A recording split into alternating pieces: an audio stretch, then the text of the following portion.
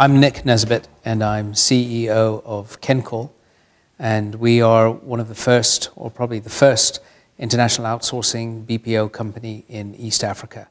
And I started that company in 2003, and I've been running it for the last few years. I had a tremendous experience at Dartmouth, and I had choices to go to lots of different schools for my engineering, but what was really important to me coming from Kenya was that I would get a well-rounded experience. I wanted to learn how to write, I wanted to understand the classics, I wanted to understand government, I wanted to understand everything else that all my friends were going to be learning at different schools they went to in Canada, UK, etc. I think for me, I always knew I was going to be an entrepreneur. I wanted to become an engineer so that I could have a big factory one day. I wanted to have a big chemical plant or an oil refinery or something.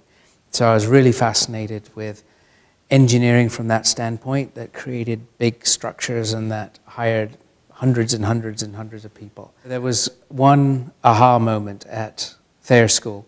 We had a very successful entrepreneur engineer who came to speak to the class about engineering. And he said, look to your left, look to your right. One of you, in fact, only one of you is going to become an engineer. The other two will never make it as an engineer.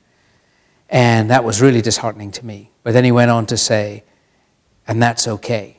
The other two of you will go on to find your passions, and it won't be in engineering, it'll be in something else.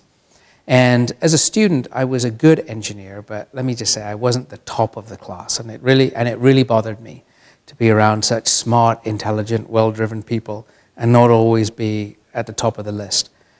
So this very successful person gave me this sense of relief that said, you too can go out and be special. And he went on to further say that he had not done that well as an engineer, but he had done extremely well as a successful businessman and hired hundreds and hundreds of people at his engineering firm.